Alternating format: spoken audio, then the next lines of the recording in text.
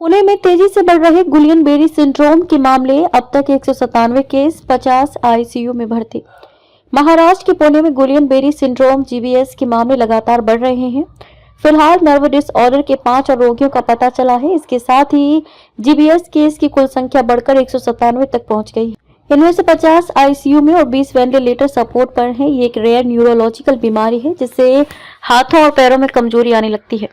महाराष्ट्र के पुणे में गुलियन Barre syndrome GBS मामलों की संख्या में तेजी से बढ़ोतरी हो रही है।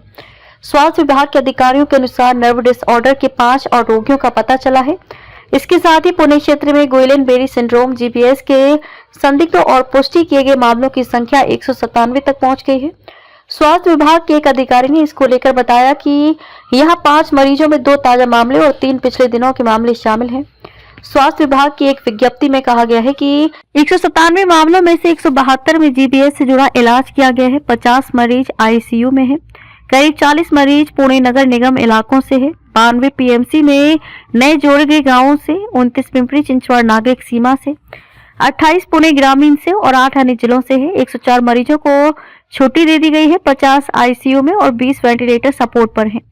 उन्होंने बताया कि इस इलाके में जीबीएस के कारण होने वाली संदिग्ध मौतों की संख्या 7 पर है। जीबीएस एक दुर्लभ स्थिति है जिसमें व्यक्ति के इम्यून सिस्टम पेरिफेरल नर्व्स पर हमला करती है, जिसके परिणाम स्वरूप मांसपेशियों में कमजोरी, पैरों और या बाहों में संवेदना की हानि, साथ ही निगलने या सांस लेने में समस्याएं होती हैं। पुणे में कुछ दिन पहले इतने थे जीबीएस के मरीज। इससे पहले 27 जनवरी को महाराष्ट्र के सोलापुर जिले में गुलियन बेरी सिंड्रोम जीबीएस में एक व्यक्ति की मौत हो गई थी। इस बीच पुणे में जीबीएस मरीजों की संख्या 101 हो गई थी। इनमें से 16 मरीज वेंटिलेटर सपोर्ट पर थे। क्या है Guillain Barre syndrome? Guillain Barre syndrome neurological auto immune बीमारी है। इसमें नसें और मांसपेशियां कमजोर हो जाती हैं। आमतौर पर जीबीएस बैक्टीरिया और वायरल संक्रमण से होता है। क्योंकि रोगियों की प्रतिरक्षा प्रणाली कमजोर हो जाती है। जानकार बताते हैं कि ये लाखों में किसी एक को होती है। हालांकि लगातार इस बीमारी के मामले सामने आने से डॉक्टर भी हैरान हो गए हैं।